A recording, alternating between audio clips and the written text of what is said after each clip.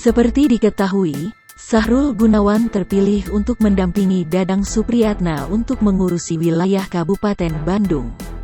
Tak ketinggalan, pria 45 tahun ini pun seringkali membagikan kegiatannya saat menjadi wakil rakyat lewat media sosial, salah satunya dalam postingan terbaru pada Selasa, tanggal 22 Juni tahun 2021. Dalam unggahannya, Sahrul membagikan video TikTok sedang berjoget bersama para tenaga kesehatan yang berpakaian lengkap dengan APD. Dalam kesempatan kali ini, Sahrul Gunawan pun terlihat mengenakan masker. Ia terlihat lincah berjoget bersama para nakes mengikuti alunan lagu.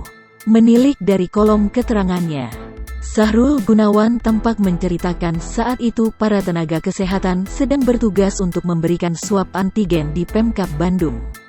Sontak, aksi Sahrul Gunawan itu langsung menuai beragam komentar dari warganet.